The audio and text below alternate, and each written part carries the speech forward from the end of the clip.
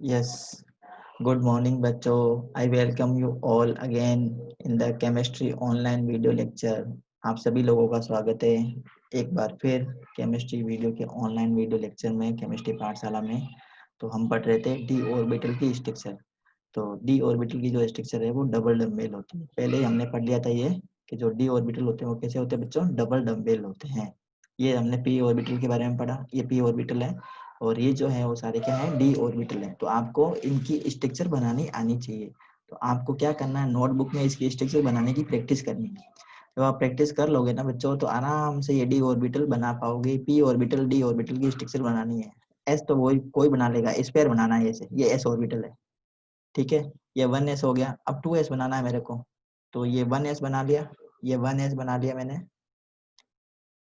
अब मेरे को 2s बनाना है तो थोड़ा सा गैप करूंगा और गैप करके यहाँ पे मैं ऐसे बना लूंगा। तो ये क्या हो गया बच्चों, ये 2s हो गया। यहाँ पे भी आपको क्या कर देना, ऐसे ऐसे कलर कलर कर देना, ब्लैक कलर का, कुछ भी जो आपको मनपसंद का कलर हो वैसे कलर कर देना। तो बीच में ये खाली जगह बच जाएगी। ये खाली जगह क्या शो करेगी, नोडल नोड शो करेगी। नोड होते हैं इसके अंदर, जो नोड क्या होते हैं, ऐसी जगह जहाँ पे इलेक्ट्रॉन नहीं मिलते हैं। इसी टाइप से आप पी ऑर्बिटल बना लेना। पी ऑर्बिटल ऐसे बनाना आपको। और ये वाली जो सरफेस होगी ना, बीच वाली सरफेस, ये कौन सी होगी, नोडल प्लेन होगी। नोडल प्लेन जहाँ पे इलेक्ट्रॉन्स नहीं मिलेंगे आपको। I think this concept are clear, समझ में आ गए होंगे आपको। तो पढ़ लेते हैं हम डी ऑर्बिटल को। तो डी ऑर्बिटल 5 होते हैं, पहले अभी हमने बताया था। 5 ऑर्बिटल होते हैं, कौन कौन से, D X Y, D Y Z, D X Z, D X square Y square और डी जेड स्क्वायर। आप बार बार लिख लिख के याद करोगे तो तुरंत ही याद हो जाएंगे, कोई बहुत बड़ी बात नहीं है। स्ट्रक्चर इस टाइप की स्ट्रक्चर है, इनको आपको लिख लिख के याद करना है बच्चों। ठीक है, इसको ड्रॉ कर करके याद करना है, समझ में आ जाएगा, आराम से बन जाएगा। तो सबसे पहले देखो डी एक्स वाई बनाना है। तो एक्स और वाई ऐसे बना लो, एक्स बना लो, ये एक्स एक्सिस बना लो, ये जेड एक्सिस और ये वाई एक्सिस। तो इन दोनों के बीच में बनाना है। देखो एक्स और वाई के बीच में बनाना है। एक्स और वाई के बीच में अगर ये लोब्स बनाओगे ना, ये डबल डम्बेल होता है। डी सॉरी, डी ऑर्बिटल कैसे होता है, डबल डम्बेल होता है। तो इनको कैसे बनाना है, डी एक्स वाई को, इन दोनों लोब्स को एक्स और वाई के एक्सिस के बीच में बनाना है। इसी टाइप से ये देखो वाई जेड बने हुए। तो वाई जेड को किस में बनाया हुआ है, वाई जेड को किस में बनाया हमने, वाई और जेड एक्सिस के बीच में डंबल को बनाना है। देखो वाई और जेड एक्सिस के बीच में बनाना है, ये टाइप से। इसी टाइप से ये बनानी है हमें, डी जेड एक्स। तो इस टाइप से बना लेंगे, ये वाई एक्सिस और ये जेड एक्सिस इसके बीच में बना लेंगे, तो D X Y Z X हो जाएगा। इसी टाइप से हमें D X square Y square बनाना है। तो एक्सिस के ऊपर बनाएंगे, एक्स एक्सिस के ऊपर एक डंबल बना देंगे, वाई एक्सिस के ऊपर डंबल बना देंगे, तो D X square Y square बन जाएगा। इसी टाइप से ये डी जेड स्क्वायर का ये डंबल बन जाएगा। ठीक है, तो नोड्स क्या होते हैं, नोडल प्लेन क्या होते हैं, ये समझ में आ गया होगा। नोड्स किस में बनेंगे बच्चों, ये एस ऑर्बिटल में बनते हैं। एस ऑर्बिटल में नोड्स बनते हैं। नोडल प्लेन कहाँ बनेंगे, पी ऑर्बिटल में बनेंगे, डी ऑर्बिटल में बनेंगे। पी ऑर्बिटल में, डी ऑर्बिटल में क्या बनेंगे बच्चों, नोडल प्लेन बनेंगे। डी पी डी और एफ में, पी डी एफ में क्या बनते हैं, नोडल प्लेन बनते हैं। नोड्स किस में बनते हैं, एस ऑर्बिटल में बनते हैं। ये स्पेरिकल शेप में बनते हैं, स्पेरिकल शेप होनी चाहिए इसके लिए, तो नोड बनेंगे। और प्लेन का बनेगा, 3D स्ट्रक्चर में बनेगा। ये समझ में आ गया। अब देखो, अब देखो बच्चों, हमने जो 4 ऑर्बिटल सीखे हैं ना, कौन कौन से बच्चों, S P D and F. ये जो है ना, ये स्पेरिकल होता है। ठीक है, और ये नॉन डायरेक्शनल होता है। कैसा होता है ये, नॉन डायरेक्शनल। नॉन डायरेक्शनल मतलब इलेक्ट्रॉन कहाँ पे मिलेगा, इस 3D स्ट्रक्चर के अंदर, स्पेयर के अंदर कहीं भी मिल सकता है। पी के अंदर कहीं भी नहीं मिलेगा, लोब के अंदर ही मिलेगा। ठीक है, तो ये 3D स्ट्रक्चर होती है, ये डायरेक्शनल होते हैं ये सारे। ये क्या होते हैं, डायरेक्शनल। ये भी डायरेक्शनल होता है, ये भी डायरेक्शनल होता है। पी जो ऑर्बिटल है वो नॉन डायरेक्शनल होता है। P S orbital non directional है। पी डी और एफ कैसे होते हैं, डायरेक्शनल ऑर्बिटल होते हैं। ये बात आपको ध्यान देनी है यहाँ पे। I think this concept are clear, समझ में आ गए होंगे आपको। ये देखो, ये नंबर ऑफ नोड्स कितने होंगे, ये देखो निकाले हुए नंबर ऑफ नोड्स कितने होंगे। ये देखो, ये नंबर ऑफ नोड्स वगैरह बता रखे हैं। ये 1 की बात कर रखी है और ये 2 की बात कर रखी है।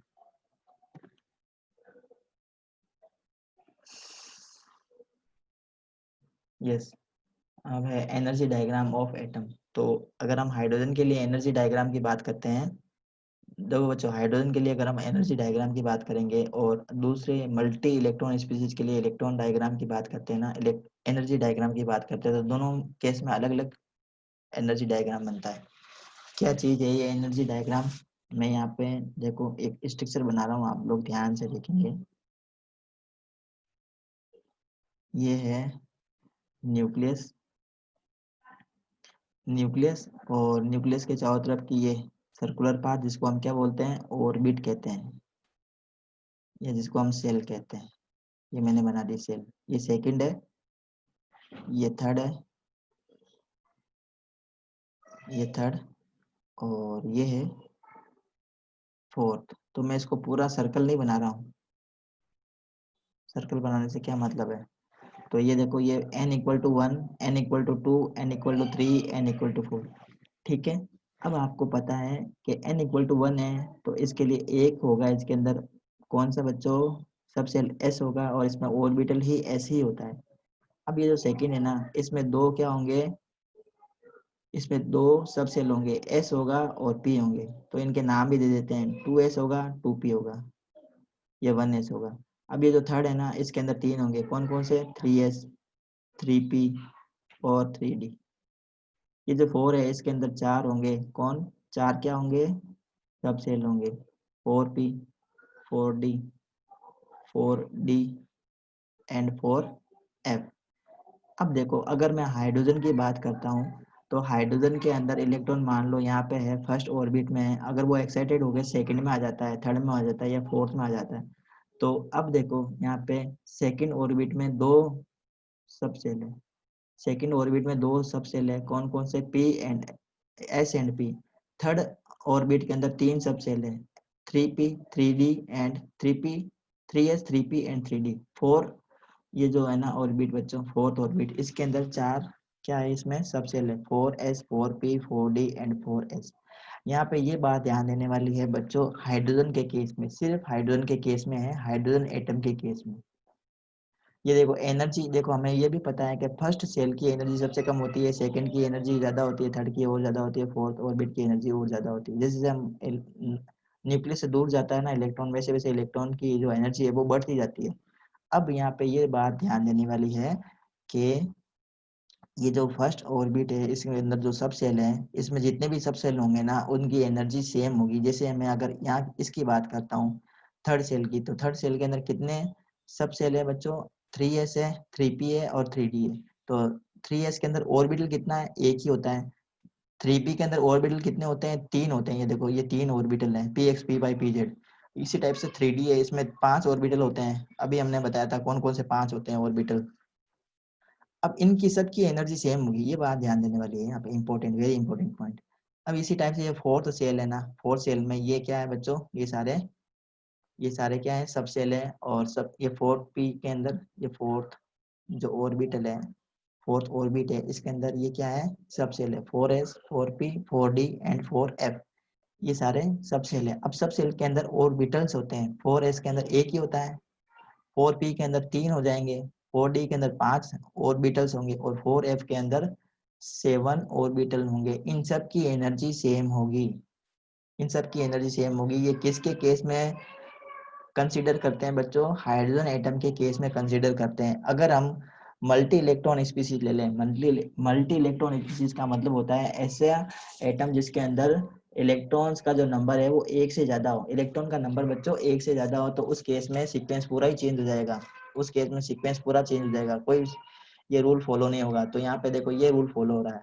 तो 1s की एनर्जी सबसे कम होगी, उसके बाद में 2s की एनर्जी होगी, उसके बाद में 2p की एनर्जी होगी ज्यादा, उसके बाद में देखो जो थ्री ऑर्बिट है ना बच्चों, थर्ड ऑर्बिट के अंदर एस होता है, पी होता है और डी होता है। तो यहाँ पे एस की एनर्जी सबसे कम है, पी की एनर्जी और ज्यादा है, और डी की एनर्जी सबसे ज्यादा है।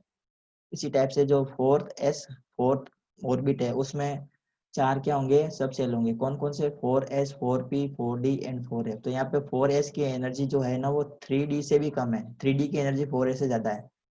अब देखो ये 4p की जो एनर्जी है ना वो 3d से ज्यादा है। इसी टाइप से 4p की एनर्जी से ज्यादा 5s है, 5s की एनर्जी से ज्यादा 4d की एनर्जी है। और 4D की एनर्जी से ज्यादा 5P की एनर्जी है, 5P की एनर्जी से ज्यादा 6S की है। अब 6S की एनर्जी से भी ज्यादा एनर्जी किसकी है, 4F की एनर्जी है। अब ये सीक्वेंस कैसे याद करना है, तो इस सीक्वेंस को याद करने के एक ट्रिक है, वो मैं बता देता हूँ, बहुत ही सिंपल वे में मैं बता देता हूँ, तो ध्यान देंगे बच्चों सभी लोग। इम्पोर्टेंट ट्रिक है, आप सभी लोग इसको कॉपी में 10 बार बनाओगे ना तो 11वीं बार आप लोगों को याद हो जाएगा। तो क्या ट्रिक है, बहुत सिंपल ट्रिक मैं बता देता हूँ, ध्यान से देखेंगे कैसे हमें याद करना है, एनर्जी लेवल को कैसे याद करना है।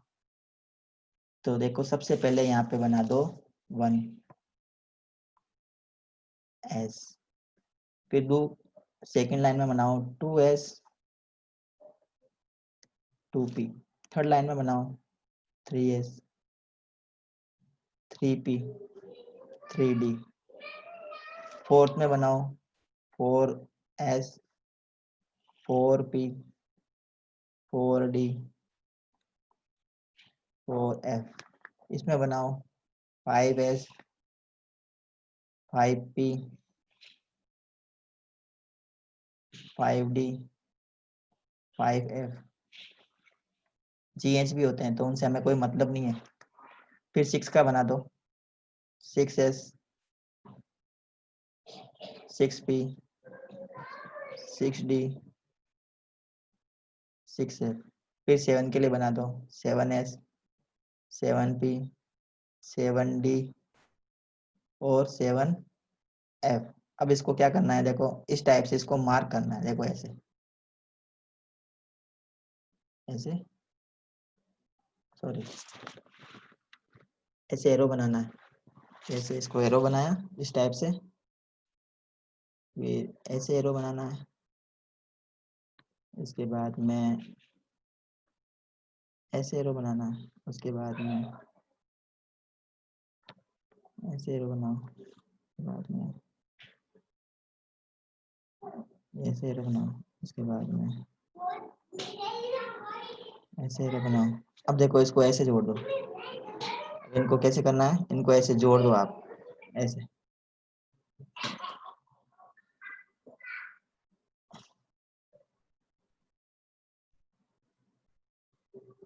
मतलब ये यहाँ से स्टार्ट होगा फिर इधर से स्टार्ट होगा। तो ये सीक्वेंस आपको पता चल जाएगी कैसे याद करने की ट्रिक के लिए। तो अब देखो सबसे पहले क्या लिखेंगे हम 1S, यहाँ लिख देता हूँ 1S, उसके बाद में क्या आएगा 2S आएगा, 2S आने के बाद में क्या आएगा बच्चों, देखो 2P आएगा, 2P के बाद में क्या आएगा 3S आएगा, 3S के बाद में क्या आएगा 3P आएगा, 3P के बाद में क्या आएगा, देखो 3P आ गया ना, 3P के बाद में क्या आएगा 4S आएगा, 4S के बाद में क्या आएगा, देखो 3D आएगा, 3D के बाद में क्या आएगा 4P आएगा, 4P के बाद में क्या आएगा 5S आएगा, 5S के बाद में क्या आएगा, देखो ऊपर से चलो वापस, क्या आएगा 4D आएगा, और 4D के बाद में क्या आएगा 5P आएगा, 5P के बाद में 6S आएगा। तो ये देखो सीक्वेंस आपकी 1S की एनर्जी सबसे कम है, उसके बाद में इसकी एनर्जी 2P की एनर्जी ज्यादा है, 2S की एनर्जी ज्यादा है। ये देखो ये बढ़ते हुए क्रम में है ना ये सारे, देखो मैं यहाँ पे एक साइन लगा देता हूँ, ये देखो इसकी एनर्जी 2S की एनर्जी ज्यादा है, फिर 2P की एनर्जी ज्यादा है, 3P और 3S की बात करें तो 3S की एनर्जी ज्यादा है, फिर 3P की ज्यादा है, फिर इसकी ज्यादा है। ये देखो ये सब बढ़ते हुए क्रम में इंक्रीजिंग ऑर्डर में मैंने लगा दिए, ऑर्बिटल्स की एनर्जी इन इंक्रीजिंग ऑर्डर। तो याद करने की ट्रिक है ये सारी, ऐसे 2 बार 3 बार जब आप लिखोगे ना तो आप लोगों को याद हो जाएगा। तो I think these concept are clear, आप सभी लोगों को समझ में आया होगा, ये कंसेप्ट समझ में आया तो चलिए आगे की पॉइंट की तरफ बढ़ते हैं। तो नेक्स्ट हम पढ़ेंगे बच्चों, ये इस टाइप की स्ट्रक्चर हम किस टाइप से हमें इसको रिप्रेजेंट करें। जैसे आपको दे दे यहाँ पे 4S, या दूसरा मैं बना देता हूँ, आपको दे दिया सपोज 4D, और यहाँ पे दे दिया 4D XY, 4D XY, और आपको यहाँ पे दे दिया 1। तो अब इसका मतलब क्या है, ये जो आगे लिखा हुआ ना बच्चों नंबर, ये आगे लिखा हुआ एन, ये एन को रिप्रेजेंट करेगा। एन का मतलब ये प्रिंसिपल क्वांटम नंबर को रिप्रेजेंट करेगा। प्रिंसिपल क्वांटम नंबर मतलब ये सेल को रिप्रेजेंट करेगा। किसको रिप्रेजेंट करेगा? सेल को रिप्रेजेंट करेगा। ये जो सेकंड दिया हुआ ना डी, ये किसको रिप्रेजेंट करेगा? ये सब सेल को रिप्रेजेंट करेगा, सब सेल को। मतलब इलेक्ट्रॉन की ये पोजीशन बता रखी है, ये इलेक्ट्रॉन का एड्रेस है 4D X Y और 1। अगर यहाँ कहीं ऐसे लिखा हुआ है तो मतलब इलेक्ट्रॉन का एड्रेस कहाँ होगा? ये फोर्थ सेल में होगा। फिर फोर्थ सेल के अंदर भी ये डी सब सेल के अंदर होगा। ठीक है, डी सब सेल के अंदर कौन से ऑर्बिटल के अंदर होगा? ये DXY ऑर्बिटल के अंदर होगा। और DXY के अंदर इलेक्ट्रॉन, नंबर ऑफ इलेक्ट्रॉन कितने होंगे? इलेक्ट्रॉन, नंबर ऑफ इलेक्ट्रॉन कितने होंगे? नंबर ऑफ इलेक्ट्रॉन उसमें सिर्फ 1 होगा। नंबर ऑफ इलेक्ट्रॉन कितने होंगे? उसमें 1 होंगे। तो ये रिप्रेजेंट करता है। तो देखो इसी टाइप से देखो, अब अगर हम इसको इस टाइप से इसको रिप्रेजेंट करें तो देखो, ये देखो ये यहाँ पे बता रखा है, ये 3Px और यहाँ पे 1 दे रखा है, 3P और ऊपर यहाँ पे 1 दे रखा है। तो यहाँ पे ये 3 क्या बता रहा है? प्रिंसिपल क्वांटम नंबर को बता रहा है। प्रिंसिपल क्वांटम नंबर मतलब प्रिंसिपल सेल। इसका मतलब ये किसको शो कर रहेगा यहाँ पे? ये किसको शो कर रहा है यहाँ पे? एनर्जी लेवल को या सेल को रिप्रेजेंट कर रहा है। और ये जो P लिखा है ना, ये किसको रिप्रेजेंट कर रहा है? सब सेल को। अब ये जो X दे रखा है ना, ये शो कर रहा है कि जो P सब सेल है उसमें कौन सा ऑर्बिटल है। तो इसमें बता रहा है Px ऑर्बिटल के अंदर इलेक्ट्रॉन है। अब अब ये जो ऊपर जो 1 लिखे हुए हैं या ऊपर 2 लिखा हुआ है, तो ये क्या रिप्रेजेंट करेगा बच्चों? ये रिप्रेजेंट करेगा कि उस पर्टिकुलर ऑर्बिटल के अंदर नंबर ऑफ इलेक्ट्रॉन कितने हैं, ये रिप्रेजेंट करेगा। उसके बाद में हम पढ़ेंगे Aufbau principal, very very important. तो अफबाउ प्रिंसिपल क्या कहता है कि जब भी हम इलेक्ट्रॉन फील्ड करते हैं ना, जब भी हम इलेक्ट्रॉन फील करते हैं किसी भी एटम में, जब हम इलेक्ट्रॉन फील करते हैं, इलेक्ट्रॉनिक कॉन्फ़िगरेशन लिखते हैं, तो इलेक्ट्रॉन को फिल करने का सीक्वेंस क्या है? उनकी एनर्जी लेवल को ध्यान रखना है। इंक्रीजिंग ऑर्डर में इलेक्ट्रॉन्स को फिल किए जाते हैं। जब भी हम किसी भी एटम में, किसी भी एटम का इलेक्ट्रॉनिक कॉन्फ़िगरेशन लिखते हैं, तो इलेक्ट्रॉनिक कॉन्फ़िगरेशन लिखते समय एक क्या बात ध्यान रखनी है कि इलेक्ट्रॉन्स को हम फिल करेंगे according to increasing order of their energy. Electrons are filled in an atom according to their increasing order of energy। मतलब जिसकी एनर्जी सबसे कम होगी, इलेक्ट्रॉन पहले उस ऑर्बिटल के अंदर जाएगा जिसमें एनर्जी सबसे कम होती है। तो हम एनर्जी को कैसे पता करें, कौन से ऑर्बिटल की एनर्जी सबसे कम होती है? तो जो अभी हमने एक ट्रिक बताई थी याद करने की ट्रिक, तो उस टाइप से हम उसको फिल कर सकते हैं। जैसे 1s की एनर्जी सबसे कम होती है, सबसे पहले इसमें भरो। और s ऑर्बिटल में मैक्सिमम 2 इलेक्ट्रॉन भर सकते हैं। किसी भी ऑर्बिटल की मैक्सिमम कैपेसिटी 2 इलेक्ट्रॉन की होती है। फिर p सब सेल है, तो p सब सेल के अंदर 3 ऑर्बिटल्स आ जाएंगे, px, py और pz। टोटल मिला के p सब सेल के अंदर हम 6 इलेक्ट्रॉन भर सकते हैं। इसी टाइप से d है, d सब सेल के अंदर हम 10 इलेक्ट्रॉन रख सकते हैं। डी के अंदर हम 10 रखेंगे मैक्सिमम इलेक्ट्रॉन, पी के अंदर मैक्सिमम 6 इलेक्ट्रॉन रख सकते हैं, एस के अंदर मैक्सिमम 2 इलेक्ट्रॉन रख सकते हैं, और एफ के अंदर हम मैक्सिमम 14 इलेक्ट्रॉन रख सकते हैं। तो 1s के बाद में आएगा 2p, सॉरी 1s के बाद में आएगा 2s, 2s के बाद में आएगा 2p। ये इलेक्ट्रॉन को इंक्रीजिंग ऑर्डर है, ये याद रखनी है, जो अभी मैंने ट्रिक से बताई थी, ऐसे काटने वाली जो ट्रिक है ना, उस टाइप से हमें इसको याद रखना। ये देखो ये रहा, ये सीक्वेंस पूरा दे रखा है। 1s के बाद में 2s के बाद में 2p, फिर उसके बाद 3s आएगा, उसमें 3p आएगा, फिर बाद में 4s आएगा, फिर 3d, 4p, 5s, 4d, 5p, 6s, 4f, 5d, 6p, 7s। इस टाइप से इलेक्ट्रॉन को हमें फिल करना है इंक्रीजिंग ऑर्डर में। तो आपको अगर बोले बच्चों कि सोडियम के अंदर आप इलेक्ट्रॉन फिल करके बताओ, सोडियम का इलेक्ट्रॉनिक कॉन्फ़िगरेशन लिखो, तो कैसे लिखेंगे? ध्यान देंगे बच्चों, सब इंपॉर्टेंट है ये। तो 11 इलेक्ट्रॉन है ना, 11 इलेक्ट्रॉन लिखने, तो सबसे पहले तो ये सीक्वेंस लिख दो, 1s, देन 2s। बच्चों समझ में आ रहा है? समझ में आ रहा है तो चैट बॉक्स में लिख देना हाँ सर समझ में आ रहा है। 1s लिखो, 2s लिख दो, 2p लिख दो, फिर लिख दो 3s। अब देखो कितने इलेक्ट्रॉन फिल करने हैं? 11 फिल करने हैं। s के अंदर मैक्सिमम कितने फिल कर सकते हैं? 2 कर सकते हैं, तो यहाँ पे 2 लिखो। अब कितने फिल करने हैं हमें? बाकी बचे 9 इलेक्ट्रॉन। तो ये ऐसे है, तो एस के अंदर फिर हम 2 इलेक्ट्रॉन रख सकते हैं। ये पी है, तो ये मैंने पहले गलत लगा दिया, 6 इलेक्ट्रॉन फिल कर सकते हैं, ये 6 पहले मैंने लिख ही दिया, पहले लिख दिया मैंने।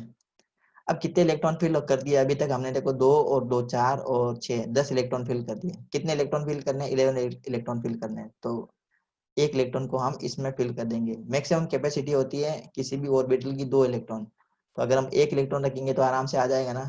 तो आराम से हमने एक इसके अंदर एक ऑर्बिटल को रख दिया। पी के अंदर मैक्सिमम 6 इलेक्ट्रॉन रख सकते हैं, तो पी के अंदर हमने 6 इलेक्ट्रॉन रख दिए। एस की 2 ही होती है कैपेसिटी, तो 2 कैपेसिटी के अकॉर्डिंग हमने यहाँ पे एक इलेक्ट्रॉन रख दिया। इसी टाइप से अगर आपको बच्चों फाइंड करना है, जैसे नाइट्रोजन देता हूँ आपके लिए एग्जाम्पल, इजी एग्जाम्पल है, 7 इलेक्ट्रॉन फिल करने हैं। तो सबसे पहले तो लिख दो इंक्रीजिंग ऑर्डर में इनको ऑर्बिटल्स को। 1s के बाद में क्या आएगा? 2s, 2s के बाद में क्या आएगा? 2p आएगा। तो s के अंदर कितने इलेक्ट्रॉन फिल करेंगे हम मैक्सिमम? s के अंदर मैक्सिमम कितने इलेक्ट्रॉन आ सकते हैं? 2। टोटल करने थे हमें 7 इलेक्ट्रॉन। फिर ये s आ गया तो s में फिर 2 इलेक्ट्रॉन फिल कर दो। तो 2 और 2 4 इलेक्ट्रॉन फिल कर दिए। हमें कितने करने हैं? 7 करने हैं। तो 3 इलेक्ट्रॉन को p में फिल कर दो। तो 1s2 2s2 2p 3 electronic configuration हो गया किसका? नाइट्रोजन का। नाइट्रोजन का इलेक्ट्रॉनिक कॉन्फ़िगरेशन हो गया। इसी टाइप से अगर हम ऑक्सीजन का इलेक्ट्रॉनिक कॉन्फ़िगरेशन लिखते हैं, ऑक्सीजन का और फ्लोरीन का, तो ऑक्सीजन का आप लिखेंगे, फ्लोरीन का मैं लिख के बता देता हूँ। तो सीक्वेंस तो ये रखनी है, 1s पहले ऐसे लिख दो 1s, फिर लिख दो 2s, देन 2p, उसके बाद में लिख दो, बस इतने में हो जाएगा। तो इसमें 2 इलेक्ट्रॉन फिल कर सकते हैं इसके अंदर, ये 2 कर दिए। टोटल कितने करने हैं हमें? 9 इलेक्ट्रॉन फिल करने हैं। 2 इसमें आ गए, 2 इसमें आ गए, तो एस में सिर्फ 2 इलेक्ट्रॉन फिल कर सकते हैं। पी में कितने कर सकते हैं हम? 6 कर सकते हैं, मैक्सिमम 6 कर सकते हैं। लेकिन हमें कितने फिल करने हैं? 9 इलेक्ट्रॉन फिल करने हैं। अभी तक हमने कितने फिल कर दिए? 2 और 2 4 कर दिए। बाकी कितने बचे इलेक्ट्रॉन? 5 इलेक्ट्रॉन फिल करने हैं। तो इसमें सिर्फ 5 ही लिखने हैं। ऐसा नहीं कि यहाँ पे आप 6 लिख दो, 6 नहीं फिल करने हैं। यहाँ पे 6 लिख दोगे तो टोटल नंबर ऑफ इलेक्ट्रॉन 10 हो जाएंगे, जबकि हमें सिर्फ 9 इलेक्ट्रॉन ही फिल करना था। तो ये इसकी इलेक्ट्रॉनिक कॉन्फ़िगरेशन हो जाएगी 1s2 2s2 2p5। I think this concept is clear. तो आपको लिखना है बच्चों ऑक्सीजन का, एल्यूमिनियम का, सल्फर का। सल्फर का एटॉमिक नंबर 16 है, एल्यूमिनियम का एटॉमिक नंबर 13 है। ये आपको करना है होमवर्क के लिए। तो ये होमवर्क मैंने आज दे दिया आपको। तो I think these concept are clear, समझ में आया होगा आपको।